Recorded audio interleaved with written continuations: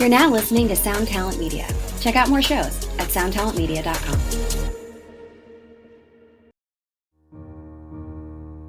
Inspired by the life of the savvy and ambitious Colombian businesswoman Griselda Blanco comes a new Netflix original limited series. Griselda tells the story of a devoted mother who, with her lethal blend of charm and relentless savagery, creates one of the most powerful cartels in history. Witness Sofia Vergara's captivating transformation into the godmother of the underworld. Griselda, streaming January 25th, only on Netflix.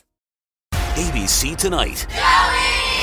The Bachelor is back, and everyone is falling for America's heartthrob, Joey Grazadeh. Chef's kiss, 10 out of 10. He's taking another shot at love. I am definitely ready to find my wife. But will he find his perfect match? I am freaking out. I'm about to lose it. There's something I need to know. I'm done here. I thought it would be easier. The Bachelor premieres tonight, 8/7 Central on ABC and stream on Hulu.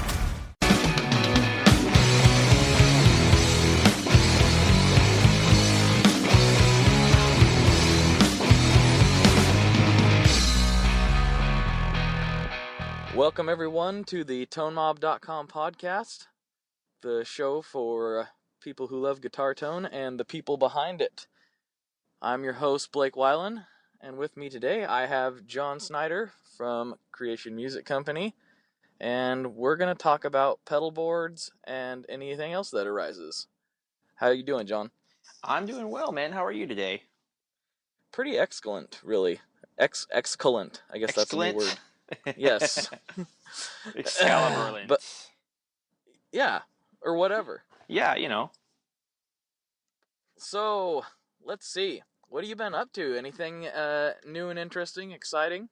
Well, today was kind of a different kind of day. We spent the day shooting a bunch of DIY tutorials. We've been really working on expanding the parts we carry and actually providing support for DIYers. We feel that we're in a unique position where we can give people really good advice, obviously, because we've been building boards for such a long time and done so many of them that we can give people some pretty good advice. And I don't really see a lot. I know when I was first starting out, there was very little out there to learn how to do your own boards, and because a lot of them are such specific jobs. So like today we shot some videos on soldering, on how to solder up patch cables, and how to solder up like the lead cable we use on our boards. We showed them how to do that, and then we showed them how to use our different power connectors, attach the cable underneath, use the mounting kit for power supplies, all that stuff. And we've got a lot more in store, but we spent the majority of the afternoon filming those, and we're going to film some more later this week and next week, and hopefully get a whole line of videos up as we expound our parts on our DIY section of our website. That's killer. That's something that would have helped me immensely when I built my first board, which I still have, and it's solid. It looks horrible, but it's got good angles. Let me tell you something right now. I'm going to stop you real quick. So, okay, I've been building boards for quite a while now, but the first board I ever built, literally, I am embarrassed to have my name in any way attached to it, considering what I do now. It looked like just a giant, really rough, not even perfectly square wooden box. Because I tried to build it really, really, really fast. I've been doing woodworking all my life. I was like, I just gotta get something together real fast. And I literally went out and I couldn't find like hinges or anything. I literally just bought 6 latches for like a lift-off lid, and it was just like Luan, 1/4-inch Luan plywood and whitewood sides, and I spray painted it with truck bed liner and put some wheels on it, and it was like the most ghetto-looking black box you've ever seen in your life. And if you ever saw that, you would not believe that it was in any way related to creation. It was the most Mine janky actually thing sounds ever. a little better than that. Which is weird. That's very surprising. Yeah, well, like I said, mine. Yeah, that's nuts. Well, at the time, I didn't have. I was living in an apartment, so I went and borrowed a friend's garage, and I had only a couple hours to toss together. and so I didn't have like access to all the tools I normally do. So I was like, I just gotta get something. I was totally like, I need something that functions, not worry about at all about aesthetics. And the second I was done, I regretted even building it. But I was like, well, that's what I got, So Well, I will go out on a limb and say that having a board in general is better. Even the worst board is generally better than not having one and having just a bunch of pedals laying on the floor. So, oh, absolutely. There's something to be said for like, having that kind of messy pedal look, but it's transporting them that's a pain. Like, some guys who lay out a couple pedals, I don't think that looks necessarily horrible. It's the transporting them that's bad. Like at the time I had 5 or 6 pedals I was using, and you have to throw them all in their original box so they don't bang each other, put all the cables in there, and then, get there and then have to put power and the cables all together. And it's like, that's the whole point of a pedal board in its essence, is so you don't have to set up your rig every time, and so they don't move right in front of you. They stay in place. Yeah, yes. absolutely. Yeah, it's the first time I seen a board, it was kind of like, oh, that's a thing? What am I doing? I'm such an idiot. Yeah, like, yeah. It's one of those things. It's like, I've been doing it, for a while now, and so you don't think back to it's kind of mind blowing to think back to just when I was first starting to use pedals. It's like one of those things. It's just like, duh. You start using a few pedals, you're like, I need something to put these on. I'm tired of carrying these in a backpack back and forth. It's one of those things that just makes so much sense, but you don't even think about it until you start transporting them back and forth. Yeah, exactly. It is the transport. That is, I mean, almost more than the usability is important, but the convenience of being able to transport them like that is probably the number one most important thing. That and then the staying in place, like there's always the bedroom guitar players that they on the floor seems okay, but then they go to hit it and it's like sliding all over the place or whatnot. The staying in place is the second element, transport, and then the neatness and staying in place. Those are the two, in my opinion, the two biggest reasons to have a board. Right. Especially if you're doing something like a wah or a whammy, that just does nothing but slide around if you have it on a floor. It's just a nightmare. Yeah, exactly. Especially if you've like taken the rubber feet off and you're on like a hardwood floor, and then you end up scratching it, and then if you're a young teenager, you try to do this awesome solo in your bedroom, you just scratch your hardwood floors, your parents are going to kill you and take the wall away, and that's no good either. So yeah, the whole situation. Yeah. The point is, what we're here today to do is to say, you should probably get a pedal board if you don't have one already, and you should probably buy one from Creation. That's what we're getting at. No. Yeah, well, I'll take it. Yeah, you probably need a pedal board. If you've got more than one pedal, you need a board. That's the bottom line. Yeah, that's true. That is very true. Actually, now that you think about it, one of the guitar players in my band, he did the bag thing for a long time, like long after. There's 3 guitar players in my band, and he put up with the bag thing forever, and he knew what he wanted in a board, and he could DIY stuff pretty easily. He had a lot of skill that way. The cabinet that he built for his little amp, he built a little 1x12. It was just phenomenal looking. You would never know that was a DIY thing. It looks great. And it just amazes me now that we've had this conversation, like how long he went. A couple years of putting his power supply in the bag. Everything was in the bag. It was kind of funny. And then he finally got a board done, and it was like his life just changed forever. He's just loving it now. So yeah, exactly. I think the only person that made it cool to not have a pedal board was Kurt Cobain, and that's because he used like 2 pedals. Right. And you can get away with it when you have 2 pedals, but you get that 2 or 3 or 4 pedal mark, you need a board, even if it's a mini board. Yeah, for sure. So, a little bit of a side thing, or not a side thing, but something I like to ask everybody that comes on. I kind of like to dig into people's musical beginnings, so to speak. Sure. That's always an interesting subject for me. So, just from when you started playing, or whenever you want to say, like if you were inspired by listening to somebody or whatever. Like when I started music in general or started guitar? Blake, you there? Oh, there you are. Okay, I Yeah. thought I lost you for a second. No, I Nope. said like starting music in general or started playing guitar.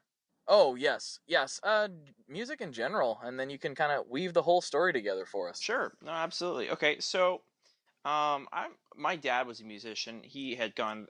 He was in band all through middle school and high school, and he actually was a music major in college. He ended up not finishing. But originally he wanted to be like a band director. So when we were kids, just basic music 101, I guess he would pull out some recorders and let us blow hot cross buns on them. Right.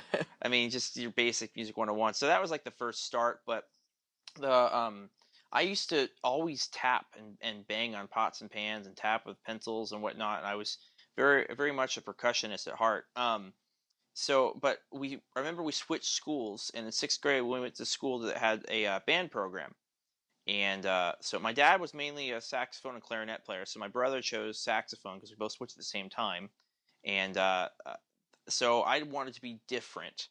I didn't even think about percussion being an option. I was just thinking wind instrument. So we went to the music store, and I said, I think I want to play trumpet. And so the guy at the music store was even like trying to talk my parents out of it. Trumpet's hard. A lot of kids get it and they quit. You should come down and try it first. And apparently, I guess I was a natural because I could buzz the mouthpiece on the first try. Anyway, so we got a trumpet, and I went through school with that, and I actually did very well with it. The school we were at did a lot with jazz bands, so it wasn't a lot of concert and classical.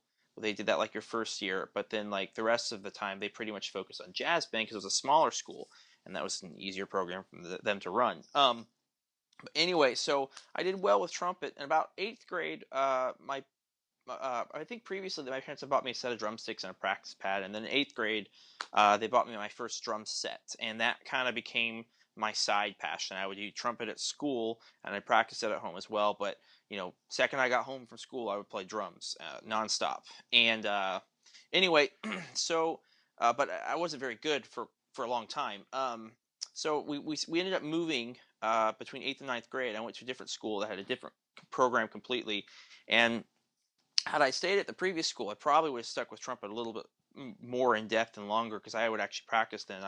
Started to lose interest about 10th grade and didn't practice as much. But I did lead jazz trumpet all through high school up until 11th grade, and then senior year I just stopped altogether. But drums started to take over about 9th, 10th grade. I remember I started in my first band halfway through 9th grade.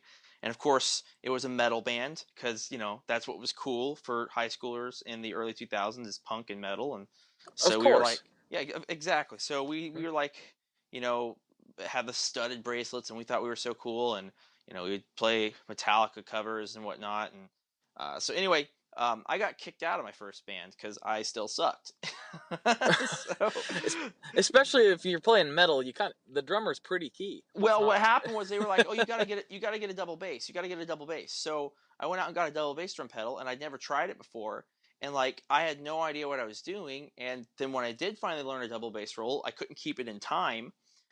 So it was really bad all around. But I will say this: that getting kicked out of the band was the best thing that ever happened to me musically. And I know that sounds strange, but what it was is it made me take a hard look because I've been playing drums at that point for like 2.5 years, something like that. And I took a hard look of what was my priority. Was it like concert band, trumpet, and all that? Because I was very good at that. I always was. But did I want to be serious about drums? Because this guitar player who was a friend of mine who kicked me out of the band that I started told me I sucked. And he's like, that's just why, we found somebody who's better. You're not good like we want. So about 6 months went by, and I'm not kidding or exaggerating. I would practice drums 2 to 3 hours a day, every day after school for about 6 months straight. And I went and I started looking up videos. I started looking at YouTube or just online videos in general, looking up rudiments, different things, and just start practicing my rear end off. And paid off. I got in another band. We started doing okay. And then we moved again between 11th and 12th grade. And then I started getting more involved playing at church. So that was kind of my first start actually playing, because up until then, it would be jamming with friends in little bands and doing some little recordings, but it was never, or by myself at home, but I was never playing with other people really. So then coming up about my senior year, I started really getting involved playing at church, and that helped me to really kind of learn to groove with other people and to play in time and different things like that, more than just jamming or covering some rock song. Learning how to follow wherever the song goes. That was really important, playing in the groups at church. And so, yeah, then graduated high school. Excuse me, let me back up a second. So my senior year, right towards the end, I got a job at a music store. It was a local mom and pop shop. And I had a guitar that somebody had just bought me, more of like a toy.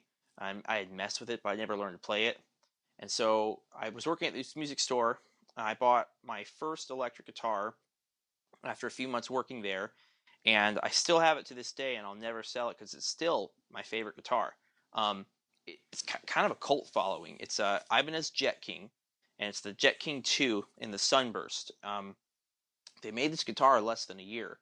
Now, I had a nice drum set that I bought, and I knew where to look to get better pricing, but this you hear how like all those big box stores do like list price and then their sale price. Well, Of course. this store actually sold everything for the list price. It's the only store I've ever experienced in my life that actually sold it for the highest possible retail list price. Okay, That's very strange. it's very strange. So they had this guitar there, and it said $399 on it, no case, and then it has special limited edition silver case that was $129. And now this is back in 2006. So guitar price has gone up a little since in the last 10 years or so.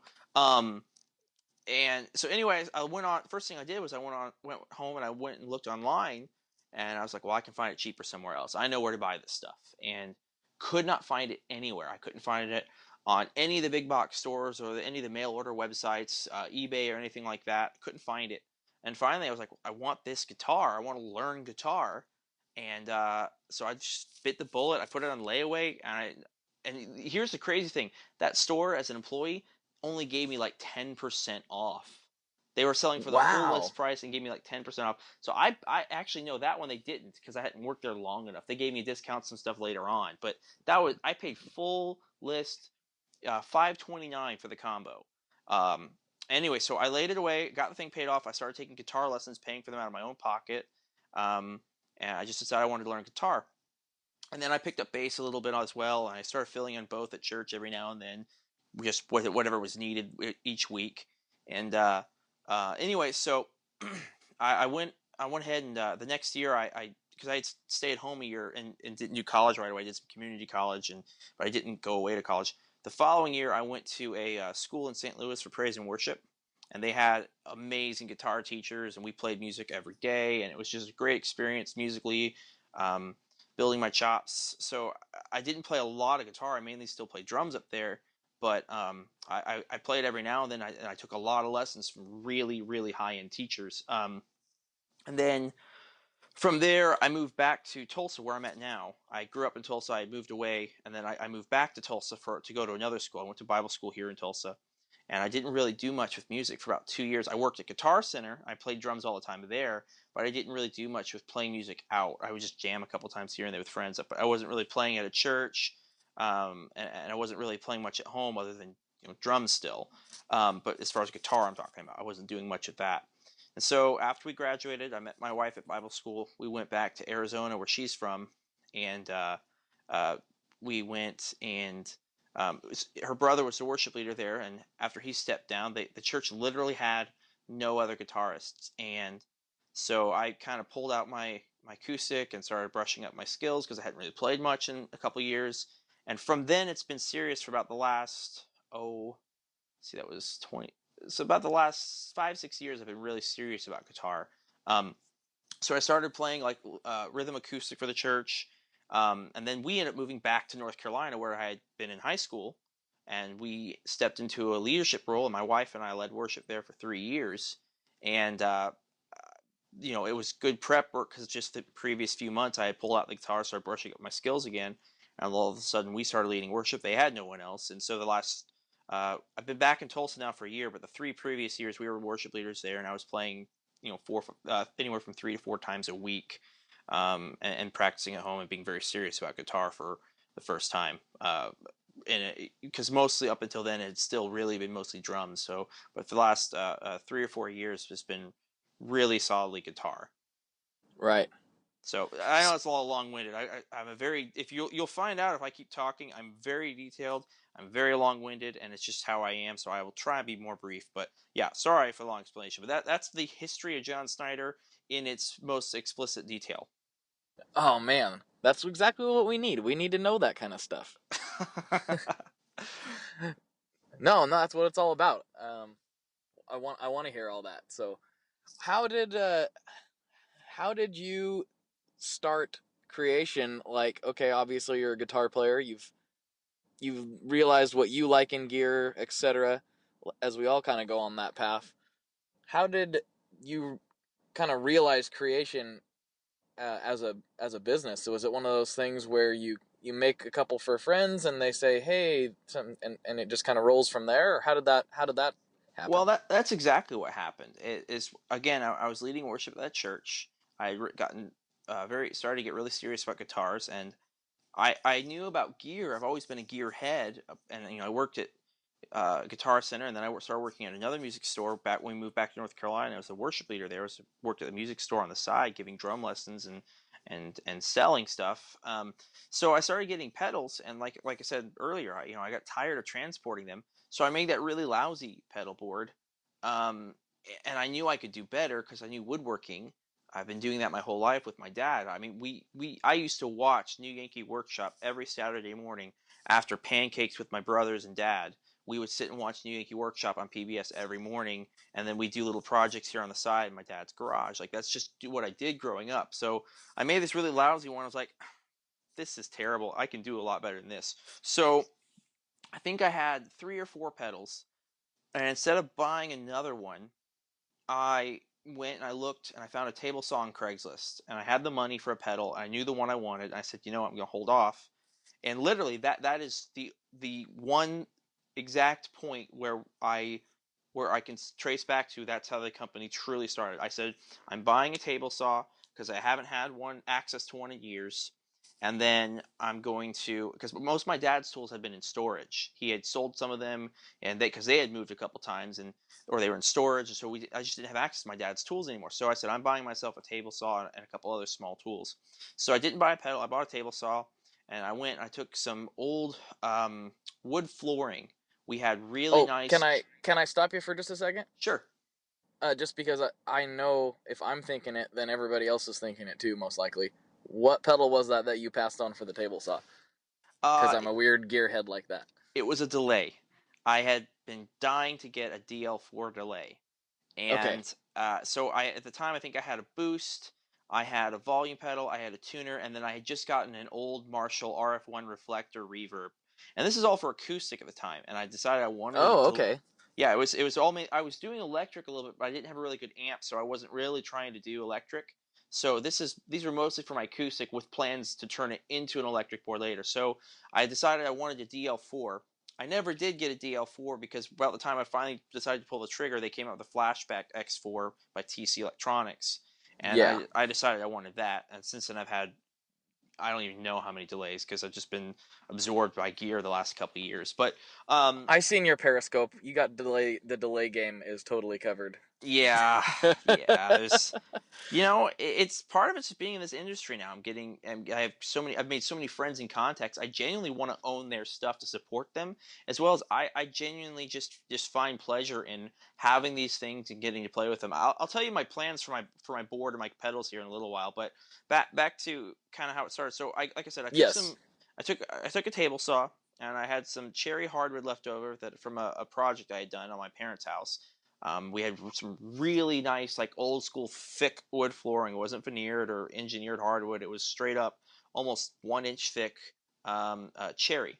So anyway, I didn't have a router or a dovetail jig at the time, but I said, okay, well I can build a board out of cherry. And so it was very similar to your typical mass-produced pedal board these days, but made out of wood. And so I did a nice stain on it, and then I said, you know what, I want to give it more character. So I beat it up and I put extra stain on it, and I kind of relicked it, if you will. And then I realized that I wanted to do another. So I used that for a little bit, and then I decided I wanted to do another one. And so I sold that one on Craigslist. I used the money to start doing some other stuff with them, and I built myself what was the first prototype, and it was a suitcase style pedal board.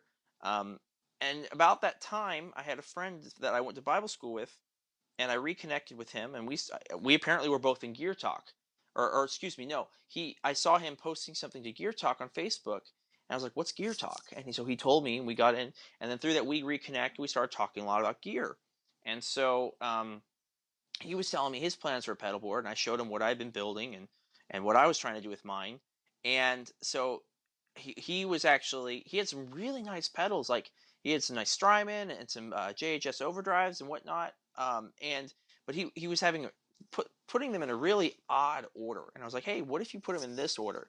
And so I don't know, I guess he respected me after that, my input, and he really liked it, and so he saw the board I was doing, and he said, well, what about this? And he drew up what he would like to have, and the size, and I made some suggestions, and I kind of sent him a drawing back. He's like, dude, you should build that for me.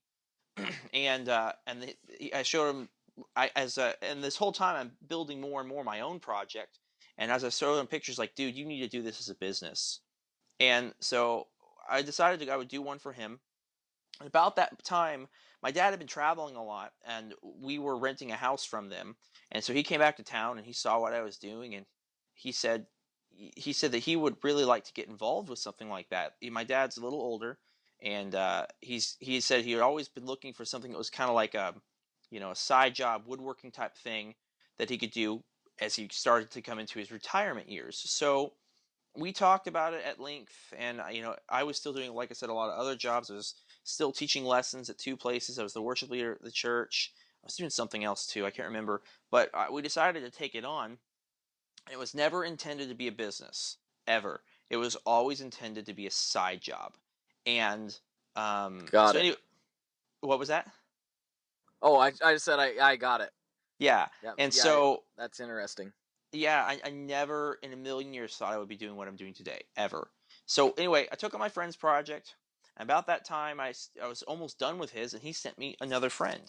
And so we had decided that we were at that time we were considering doing it as a business. And when the other friend came along, we decided to go ahead and do it. So I had been running a lesson studio out of the church called Creation Music Studio, and it was a completely different logo and everything, but the light bulb was the same, the one we use today in our logo. And Right. so I don't know, I said, oh, we'll call it Creation Pedalboards, and do the same name or whatever. I have no idea why I did that.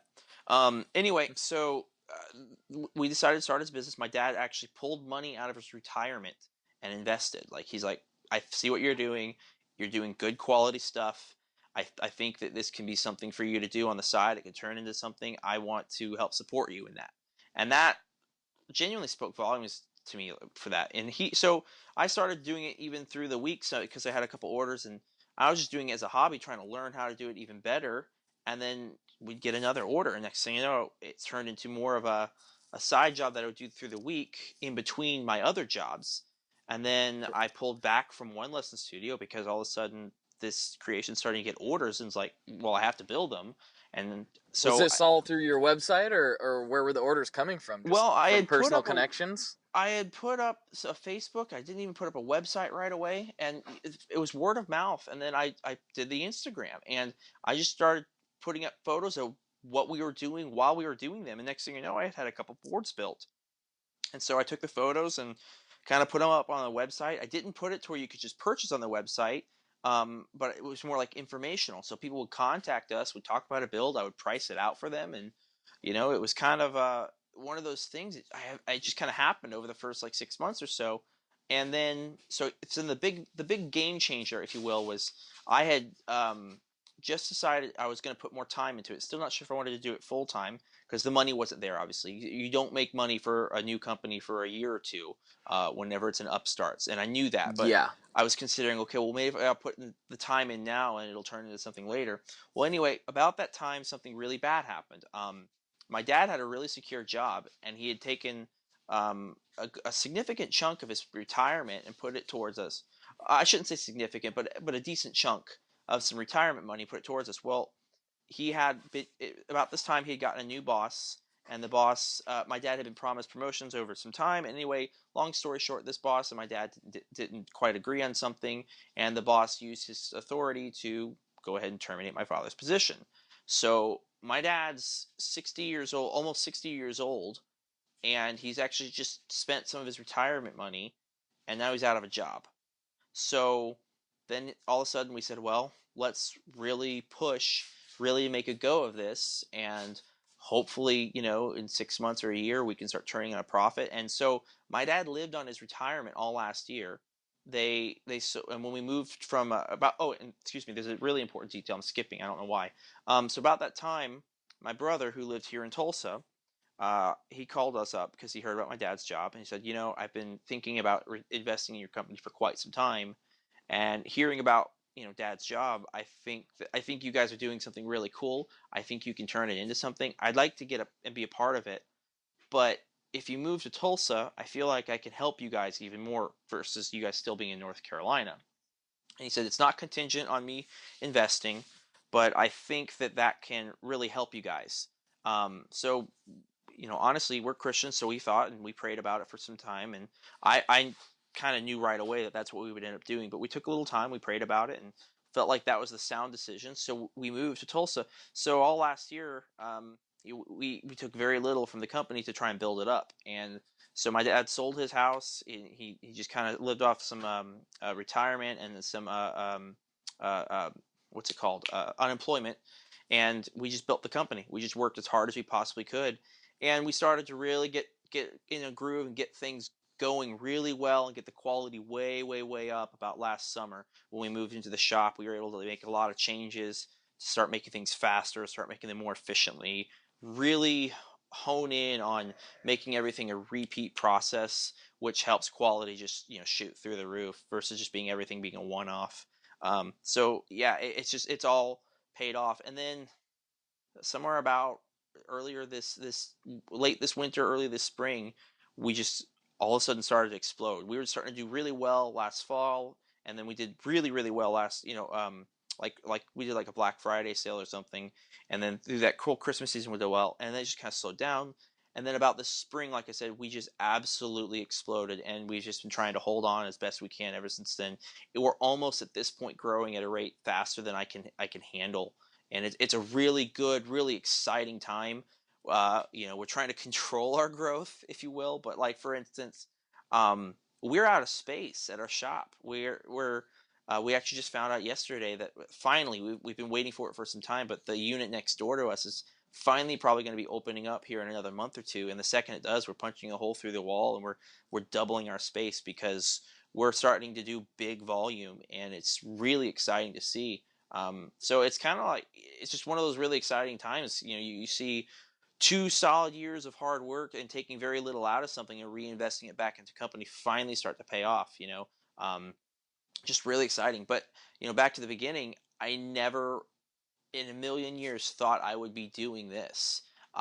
This isn't even what I plan to do with things, but I love it. Every single day it's something new and exciting and fun, and I get to see it just kind of grow, and my ideas out. It's like I have this idea, and I run with it, and all of a sudden you get to see that idea come back and bring you a return. It's just awesome. I think a lot of it, the success can be attributed to the way you treat and interact with your customers and those you have on social media that are following you, because it's like, oh, it's pretty obvious that he actually does genuinely care about the people who are using his stuff, not just moving things out the door, which is a totally different mentality. And I think that's probably where you're getting a lot of this word of mouth and a lot of this rapid growth right now is just coming from that. Yeah. Because people appreciate that you appreciate them, and they want to support that. So, well, I can see that point. I think I agree with that. I think that's the majority of it.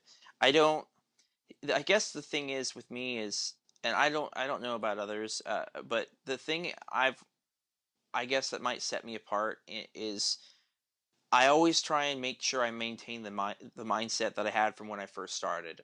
I'm honored to be able to do what I do. I'm humbled when people appreciate the work I've done, and I never want to get to a point where I take that lightly, because people are giving me their money to build them something they might not, they might have seen other ones, they've seen examples of my work, but they've got this idea in their head a lot of times, and or they're, even if they're building something, or even if they're purchasing something that's in stock and standard on the site, the bottom line is, it's a boutique item, it's handmade. People are giving me their money and trusting that it's going to be a quality product, and I never want to be taken advantage of. I never want to be given the runaround, and um, it's getting. I will say this: it's getting a little harder to keep up the communication level that I've done. But in my mind, I'd rather work extra hours at night to catch up than, and that has to be said to some degree. That you have to make time for family. You have to keep balance in your life. But I would rather stay an hour or two later and catch up than ignore somebody's emails or get behind on stuff. And that has happened. I mean, there's definitely been people that I've not responded to for a day or two, and I honestly feel bad when that happens. But I guess that's the bottom line, is I never want to lose that sense of I am honored to be able to work in this industry and to have earned the reputation I have.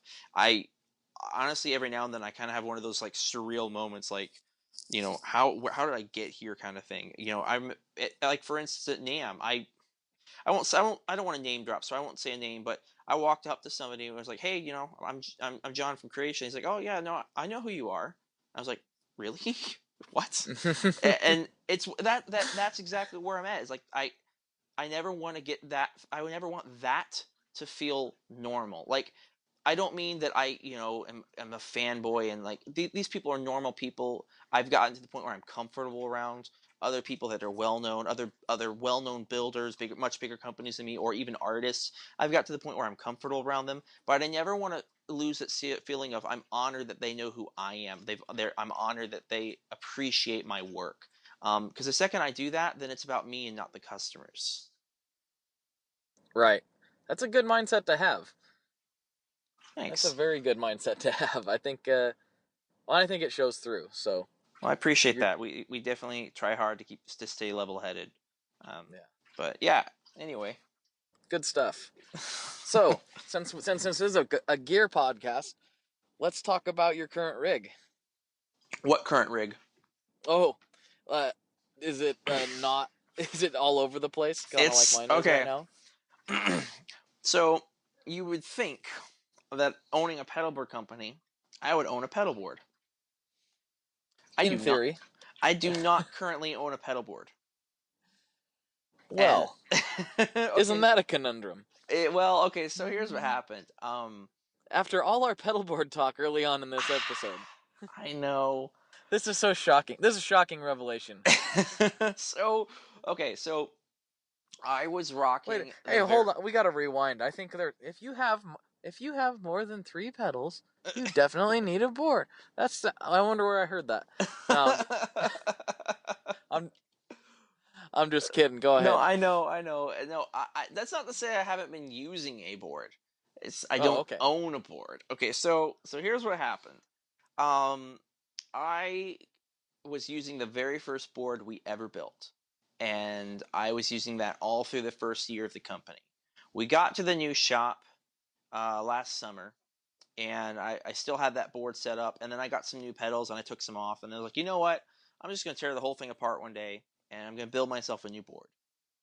And so I did that, and then I joined a new church, and I auditioned, and they put me on the schedule. And I'm not kidding. Day before I was supposed to play, I realized I didn't have a board, that I had torn mine apart to the point that it was unusable again, because I had broken something on it and I didn't have time to repair it and all that stuff. So it was just not even usable. So I literally built a board. I took one of our standard lines, I assembled it, I wrapped it, and I just built it, and I wired the whole thing up in one afternoon. start to finish, it was plain wood to being completely wired up before I left for the day, or I stayed a little late. And so I used that for quite a while. We had a line of gig bags at one point. We're getting a new one, but so I grabbed a gig bag off the shelf, and I grabbed the board, and that was my rig all through the winter. And so I want to say about March or April, I was talking to my wife and my dad, my brother who's the partner of the company, and my sister-in-law. We were all somewhere eating one day, and we were talking, and they're like, whenever you go out and play, you're representing the company. You should have the nicest board possible. You should have like a show board, and you should represent the company wherever you go and play. And as this is what creation can do. And I'm real simple. I love the nice ones. And like I said, that's why I'm building a nice one. But you know, I'm one of those people of I'd rather if I've got a stock of nice hardwood, I'd rather sell it and build it for someone else and just not worry about myself for a while. That's just kind of how I've gotten to be.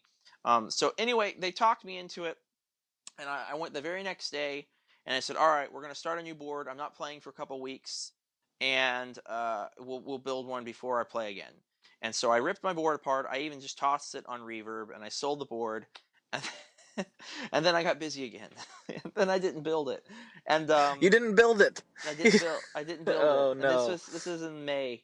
And then this was in April. So and then I didn't build the board, and then I couldn't decide what I wanted. And that's still where I kind of am. I finally decided that I want to go up one size.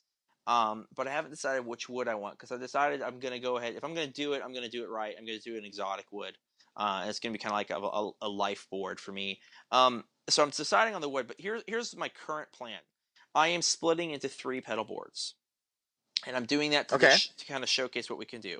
So I have more pedals right now than I know what to do with, because of friends I've had in the industry that I've done trades with, or have sent me stuff, or I've just bought because I wanted their pedals. And anyway, so I've got a ton of pedals right now, and I want to show off my friends.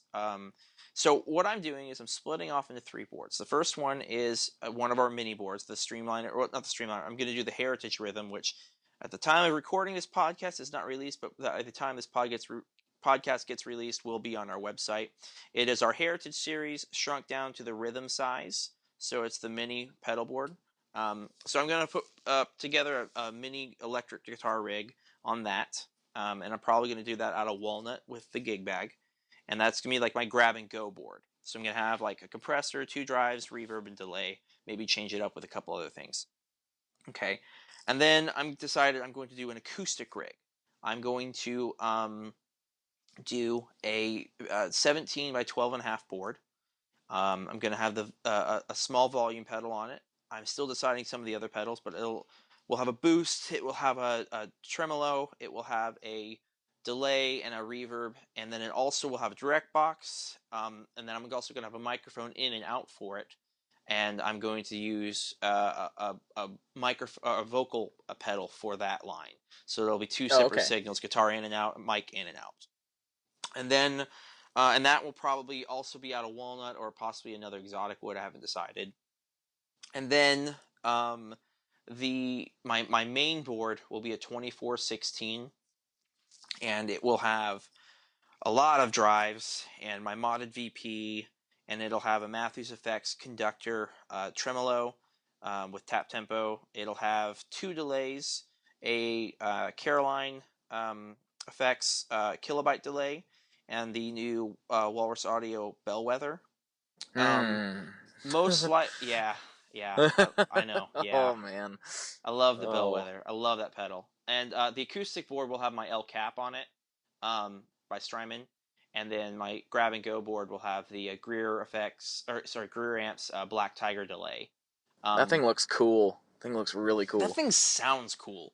Okay, so I about laughed my head off. So Nick Greer's getting interviewed by, I can't remember if it was Reverb or Premier Guitar at NAMM, and all of a sudden, like, they said, what's it like? He's like, well, it's like an oil can delay and a tape delay got together and made a baby. Yeah. In the middle of getting interviewed, I just started laughing my head off because he's just a hilarious guy. We were sharing a booth and having a good time. So anyway, those are what the delays will be. I'm still deciding on the reverb for the grab and go board. Most likely a Hall of Fame Mini on the acoustic board, and then the Arbuckle trim by Greer. For sure on my main board, I will have a Greer amps Lightspeed. I've recently acquired a bunch of new drives, so I'm still deciding where they'll all go. I just discovered a new overdrive 2 days ago. There's apparently a local builder here in town that built one, and he came out of the shop and he showed it to me, and I honestly fell in love. It's an original circuit. It's not based off anything. He literally just played with circuits on a breadboard until he found something he liked, and he called it the Aerostat, and it's amazing. I'm genuinely shocked, and it's funny because we're both in the same town. I just happened to meet each other on Instagram, found out we're both in Tulsa, and got together and loved his stuff. It was a great drive. So What's the name of his company? Killer Otter Electric. Killer Otter. I like that. That's good stuff. I think it's funny because we've got Killer Otter here in Tulsa, and then down in Oklahoma City we've got Walrus Audio. So I guess we like sea creatures here in Oklahoma in the Midwest. I don't quite understand that myself. But that's funny. This is the second. I'm gonna have to talk to some of the guys over at Walrus, because this is the second episode that their name has been brought up and questioned why that is where they went, because it's phenomenal, but I don't know where that came from. Yeah, and they're great guys. I'm friends with Colt Westbrook over there, and that dude is a trip. He's just the nicest guy. He's super friendly and he's hilarious. So yeah, if you get a chance to talk with Colt, or Jason. Jason's their general manager. He's a great guy too. But yeah, the Walrus are just awesome guys. So if you get a chance to talk to them, you really should. But yeah, you know what's amazing? Okay, so I had no idea we had this many companies in Oklahoma when I moved here. But I moved back to Tulsa. I'm just a few miles from Emerson Custom. I'm 20 minutes down the road from Lava Cable. Our shop's technically in Bixby, even though it's really Tulsa, and Lava Cable's over in Owasso, which is another suburb-ish of Tulsa, and so one's north, one's south. So Lava Cable's is north of Tulsa, we're south of Tulsa, and then down in Oklahoma City, you've got Walrus Audio, you've got Old Blood Noise Endeavors, and you've got Keeley. And then back to here in Tulsa, you've got Killer Otter, which they're smaller because they're just starting out, but you should really check them out because their stuff's gonna be awesome. So like I said, Lava, Emerson, Walrus, Old Blood Noise, Keeley, us, and then there's some other amp companies and whatnot. But down also in Oklahoma City, you have Mammoth Electronics, who sells all to the DIY community, and then just outside of Oklahoma, Joplin, which is on the border, is MJT Guitars. And it's just like, holy crap, how do we get all these companies just in such a small area? Oh, and there's another small guitar builder in town named Seth Lee Jones, SLJ Guitars. He's a master luthier. His stuff's phenomenal. So he's in town too. So it's like, where do we get all these people? Like, you could literally build a solid rig from start to finish, pedalboard, cables, and pedals, just from the companies in Oklahoma, and have a really solid rig. Yeah, without a doubt. That's I was doing the math on that the other day, because I was looking at some of the Keeley stuff, and I was like, oh, there is a lot of guys down there. Like, wow. I mean, I was kind of thinking we have a lot of companies in our area too, over here in Portland, and you've got a lot of companies. Yeah, I was thinking it's interesting how the communities kind of pop up. I mean, not that there isn't companies all over the place, but very interesting to see like the high concentrations in certain areas. Sure. It's kind of a trip. Sure. I wonder what that's all about. It's funny. I forgot you were in Portland for a second, and I was just talking the other day to Casey Marvin over at Veritas Guitars. That guy. Oh yeah. That guy. Have you met him or talked to him yet?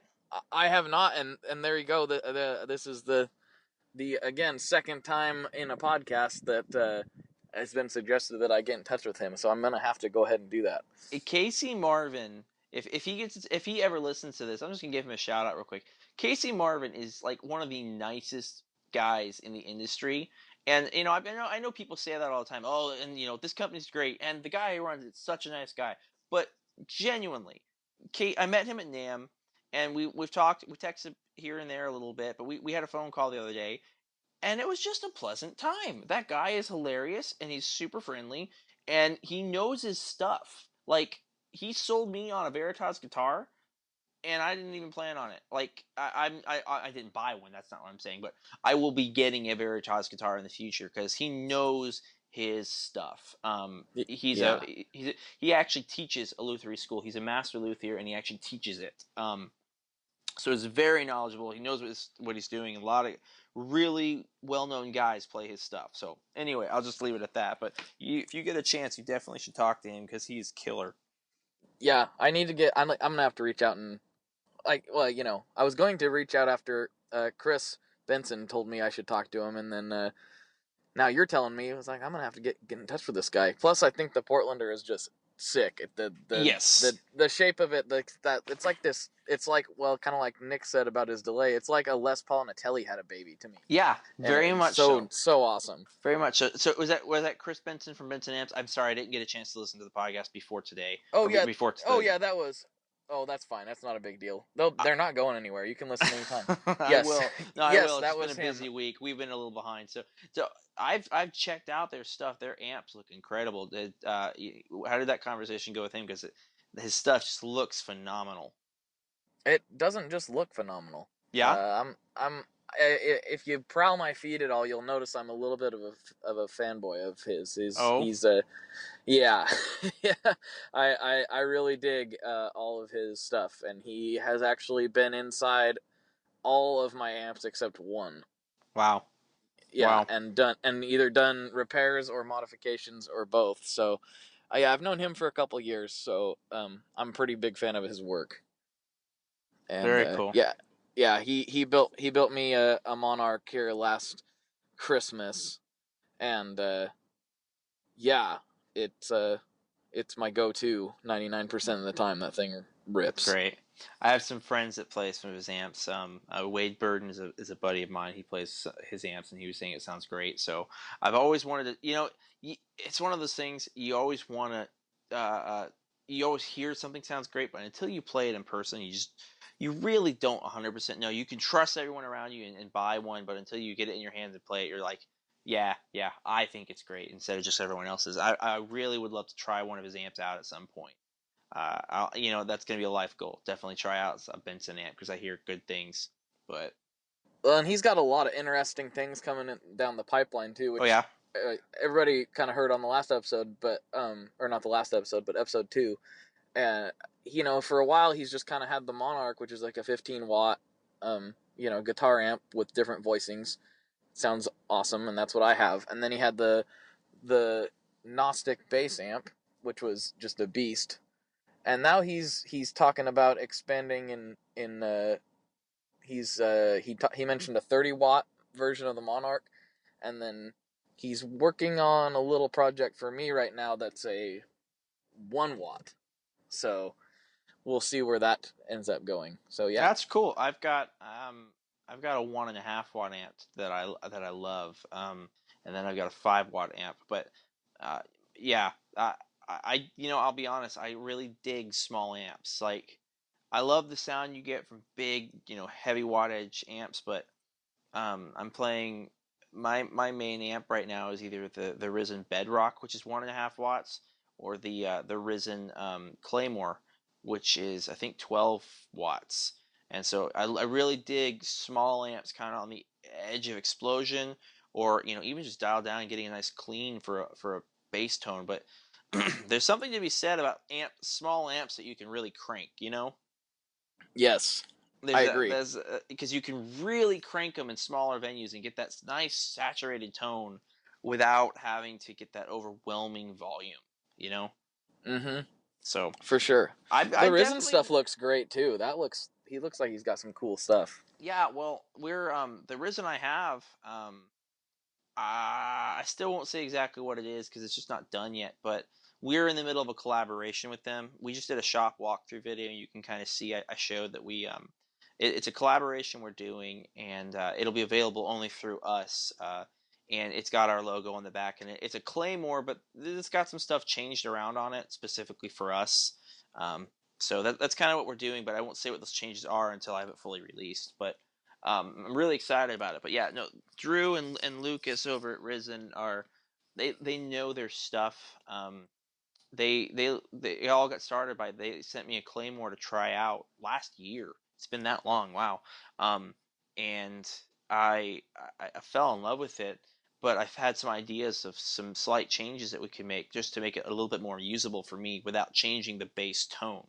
And so anyway, so we're collaborating on that right now. It'll have some special things that make it truly creation, but also still a Risen Claymore. So, but yeah, I love that name, that Claymore. That's sick. I love that. did you? Okay, so I think it might have been just on their Instagram. I don't think they put it on YouTube, but just for grins and giggles. Okay, so they have two looks for the Claymore. They have one that's wrapped in white Tolex with I think black piping, and then they have the base model, which is it's a pine cabinet that's been painted green and lightly relic to make it look all army-ish Claymore. You know?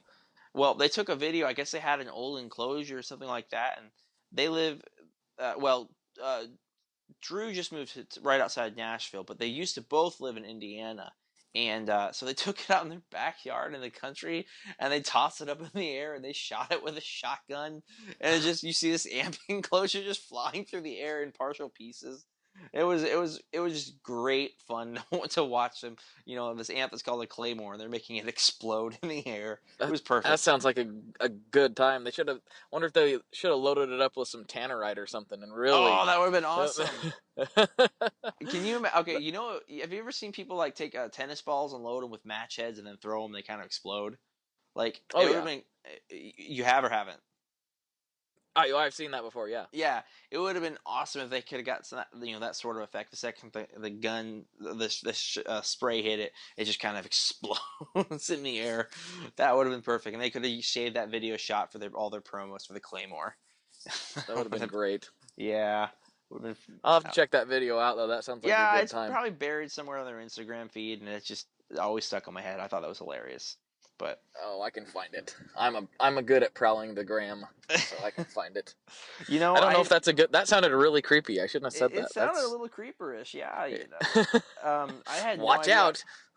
I had no idea how Instagram worked before I started creation. I had to completely learn. I just never bothered with it. But speaking of this is my first.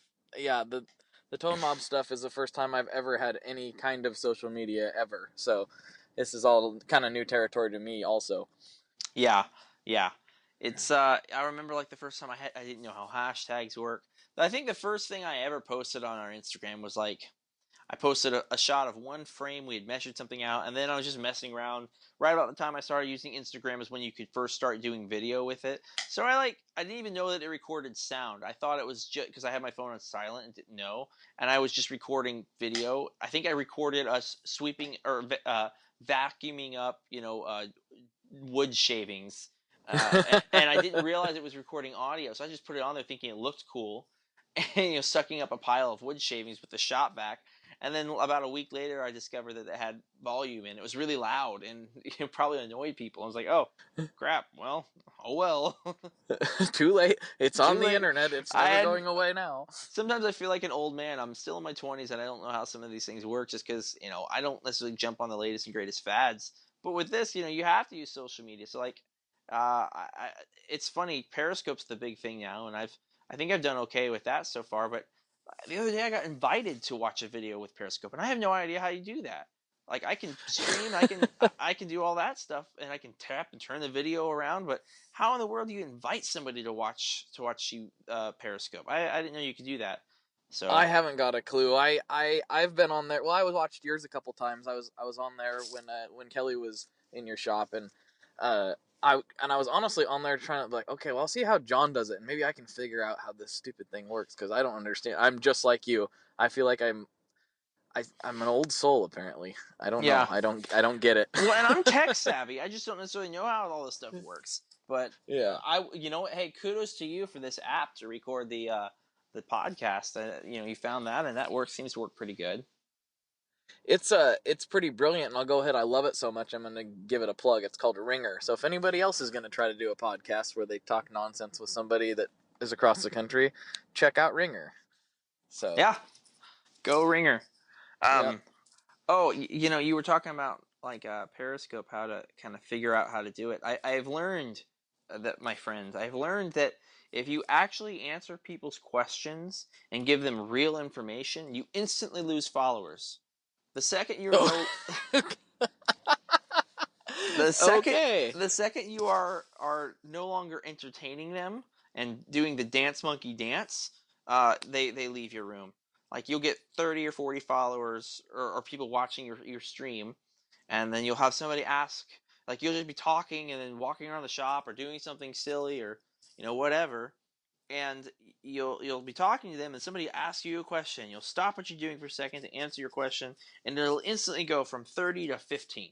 That's how the Periscope goes. So, if you're gonna That Periscope, really shoots. That shoots my theory down. I was going to use it for Q&As, and now I'll just be answering nobody, I guess. well, I think the reason why is because Periscope has that map, so you can see when somebody's on nearby. So your target audience might stay in the room, but the people that just saw you pop up on the map and like, oh, what's this? And they go in the room and they see this person and they look kind of cool, but the second they start talking gear jargon that they have no idea what it means, like, this is boring now, I'm gone. You mean not everyone is interested in how analog delays function? No, apparently not. I don't understand people I don't like understand that either. How do you not want to know that information? How do you not want to know the difference between bucket brigade and tape delay? How do you not? How does that not benefit your life?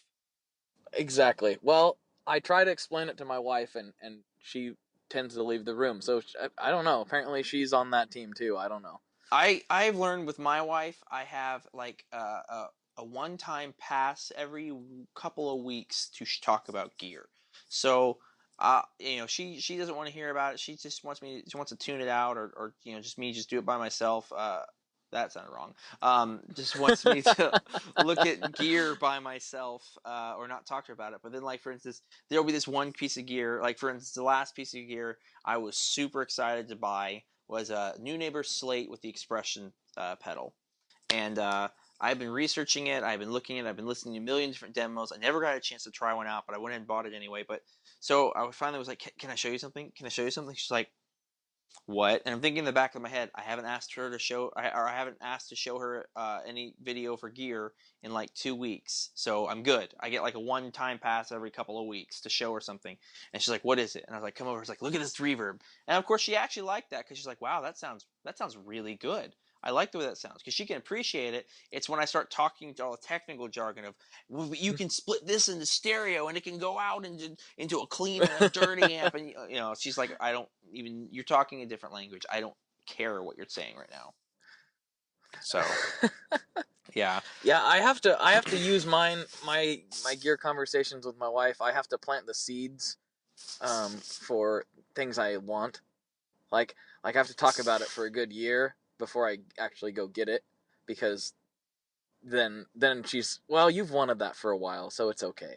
Yeah, that's how I was with the Univer. Yeah, I wanted that for a long time. Well, I had that really crappy. Well, it wasn't crappy. It was okay. I had that Marshall reflector, and then I switched to a Blue Sky, and that was my main reverb. And then I had a Hall of Fame. I swapped out some other reverbs in between, but my main reverb for a long time was a Blue Sky. And then sometime last year, I switched to the Walrus Audio Descent, and I decided I wanted a Universe Slate because of the wet reverb and the Seraphim reverb sounds that it can do for a long time. And I had the opportunity to sell the Descent for basically what I had in it, so it was kind of like a free pass. I could get rid of it and then get another one back again. So I went ahead and sold the Descent, and I do miss it. I love the Walrus Descent. That is a killer reverb. But I went ahead and I sold it, and I will probably get another Descent, but I won't be selling the Slate to get the Descent back. I love the Slate too much. So that's kind of my history of my reverbs there. But I've had a bunch of others, but my main reverbs is... So my top two right now is I really love the Descent and I really love the Slate. I've always wanted to get some of the Mr. Black Supermoons and things like that. Oh, yeah. But those just sound incredible. But I'll tell you what also is on my gear radar is the new reverb. I can't remember how to exactly pronounce it, but it's the new one coming out from Caroline. Philippe over at Caroline did a the El really Meteor or something like that. it's just Meteor is what I think it is. Yeah. He really knocked it out of the park on that one. Like it reinvents the way you think about reverb, if that makes any sense. Like it's not it's just different. It's like it's its own category of reverb. It's not like, oh, it's another spring reverb. Oh, it's another shimmer reverb. No, it's its own.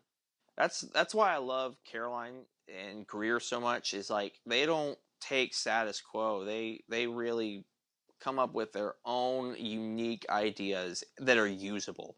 A lot of guys come up with unique ideas that are like, that's great. How would I use it?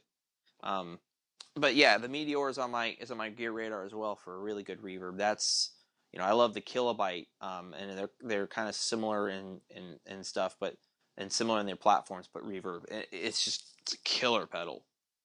Yeah, it looks really cool. I'm really anxious to try that thing out. Yeah. Yeah, I could ramble on about that some more, but I'll just say it is phenomenal. We'll just leave it at that. So what's on what's your most recent acquisition like on your gear radar? I'm gonna interview you for a second. What's the pedal that's killing you right now? The pedal that's killing me right now. Let's see. I've recently got to play since we're talking reverbs, one of the coolest reverbs that I've played to date is the Solid Gold Effects Surfrider version 3. Okay. I just got a chance to play that, and it's not just it kind of it almost like you see it and you're like, okay, that's gonna be a spring, and that tone is there. You can get the spring, but the way they've done it, it can do much more than that. It can get, big room sounds. It can get hall type tones.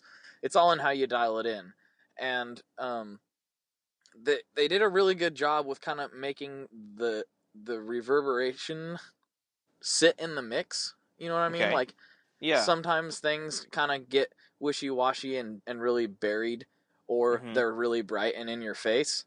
And this just, no matter where you have the tone control set, it's hard to make it sound bad. Like, it sounds great. And then it has a boost button on it. Oh, that's interesting. You see that in reverb. Yeah, it's killer. It takes you from, hey, I got some reverb, to, hey, I got some reverb. Like, wow, that's the best way I can describe it. It's really awesome.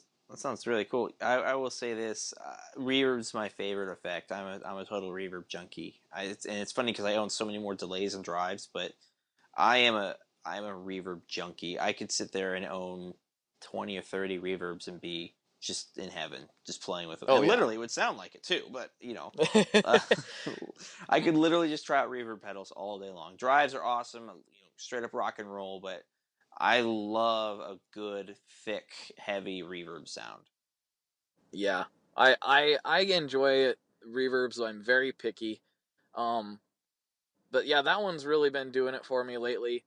I have not played the earlier versions. This is version 3, so I don't know. I can't speak to the earlier versions. I'm a pretty big fan of that company, which, there again, people who are on my feed will notice that. So, from way back, like, I've always dug their stuff. So, gotcha. The other one that I love, my other favorite reverb, is my Mr. Black Eterna. Oh, yeah. No, that's dude, Mr. Black makes some incredible pedals. Oh, yeah, Jack DeVille is killing it. Yes. He's got some new ones coming out anybody too, in this. Yeah, he's got this new flanger coming out, or flanger. I never know how to say that word, so forgive me, everybody. I think it's flanger, but coming out, the Shepherd's End. Have you seen that? I've seen the photo on his Instagram. I haven't had a chance to check out any of the demos or sound bites, but I mean, it's I haven't a Jack heard it DeVille either. creation. It's got to be amazing, right? It's a trip. It's a trip. I lied. I said I hadn't heard anything, but I have. So I guess I can't say that I haven't. Why I said that, I don't know. Anyway, it's a trip. I don't know. Like, I've never had a pedal, well, a flanger in general, that I just was like, oh, I'm interested in this and I'm going to use it all the time. That one I'm going to have to pick up and experiment with. So Yeah. That'll be cool. I've noticed that flangers or flangers or whatever we're deciding they're pronounced. I think I say flanger, but we'll go with yours, Okay. flanger right now. Whatever it is. I've noticed that flangers are catching on. I've noticed that phasers and flangers are like, all of a sudden everyone's coming out with, for a while it was everyone had to get these delays. They wanted analog delays, boutique analog delays, and then of course there's the Strymon stuff and the DSP, and everything was delay, and then of course then everyone started doing reverbs. The Descent came out. Not to say they're all copying each other. That's not what I'm saying at all. It's just like, it's almost like a trend. It's like, oh, we need a reverb for our line, because let's face it, the boutique world's not very old, so a lot of these companies are still kind of developing a full line of pedals. So it's like, and now all of a sudden you're seeing a lot of companies coming out with phasers and flangers and different, because they've gotten to the point where they've got a whole line of drives. They've gotten their trems and their delays and their reverbs set up. They've gotten their their auxiliary pedals or different switches and whatnot. It's like, oh, what else is there? Well, there's flangers. Well, let's make a flanger that's cool. Let's make a flanger that's actually usable, because some of the old ones, in my opinion, were borderline just odd sounding. And so now it's like the stuff that's coming out, it's like, wow, this is different. This is actually something you could use. I could see myself finding a way to blend that into my sound. Whereas 3 or 4 years ago, I never thought I would even like that effect. You know what I mean? Exactly. Yes, I'm totally with you on that. It's funny how they're all different people. Chorus, flangers, and phasers. They're all kind of coming back. I think Walrus again. I think has that Vanguard dual phaser is what they have. It's 2 phasers in one box. So like that's their version, and then the one you were just talking about. Just other companies. It's like everyone's all of a sudden coming out with those really odd sounding effects. Yeah, and didn't Old Blood Noise, the reflector, that is, I can't remember what that is. Does that ring a bell to you? I know. I thought that was a phaser. I know they came out with it. They just came out with a phaser. I can't remember if the reflector was their reverb or if that was their new phaser. It's one or the other. No, the reverb. No, I'm losing my mind. Well, that's another thing. I've done this before, so I'll put that in the show notes when I figure out what it is, everybody. So we'll figure that out. Well, there's a lot of companies, so it's kind of, at this point, I'm amazed at how many we're able to accurately depict. But I mean, I think if we forget one, we should be forgiven, right? Yes, come on. I mean, yes, we know it all, but we don't know it all. I mean, come on. No. Yeah. But well, anyway. Well, John, yeah, it's been pretty awesome. People are probably getting tired of this ending. I do the same ending almost every time, but we have clocked over the hour mark, and I try to keep it at that for everybody involved. So if you had any closing thoughts, now would be a good time. Closing thoughts, man.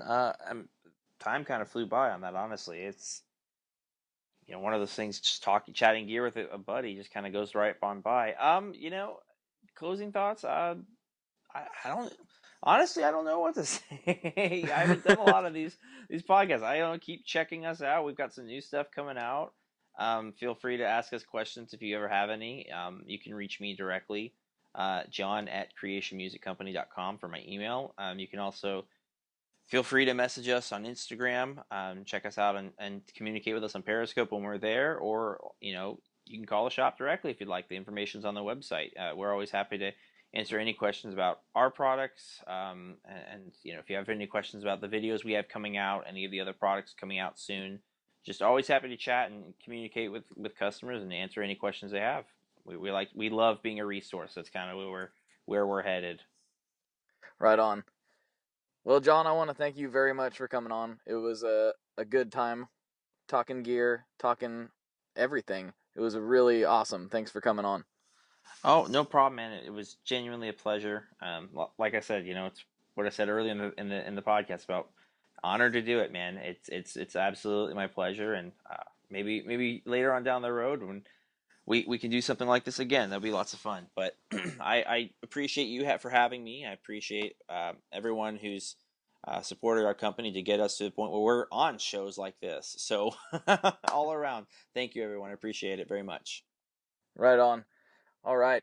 Well, for John Snyder, this is Blake Weiland, and I hope you all have a good rest of your day. Thanks again, John. All right, no problem, man. Thank you very much for having me. Yep, bye.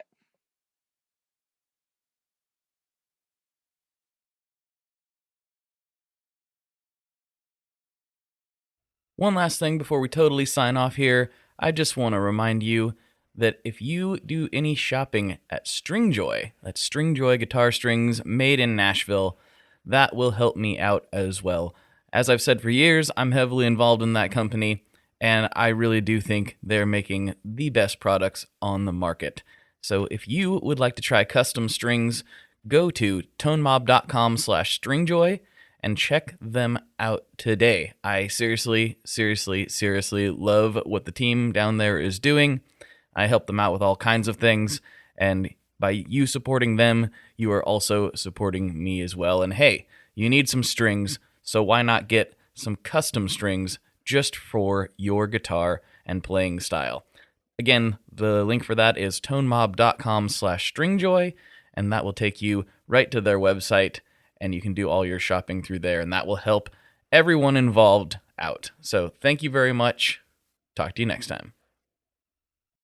We are brought to you by the wonderful folks at Gun Street Wiring Shop. Yes, Gun Street Wiring Shop. I've talked about them before. I used to say based out of Bend, Oregon, but guess what? Sean moved to my neck of the woods. Sean's in Portland. Sean is awesome and has helped me with a bunch of stuff lately. And if you have wiring needs for your guitar, he can help you too. If you want to get weird with it, he can get weird. If you just need to spruce things up a little bit, there's your guy. He takes all the guesswork out of doing your guitar wiring, and he makes it simple, and his customer service is top-notch, and I can't say enough good things about Gun Street as a company. I really respect Sean and what he's all about, and the product is top-notch. I've got 3 different guitars that now have Gun Street harnesses in them, and I could not be happier. So go to gunstreetwiringshop.com and check them out.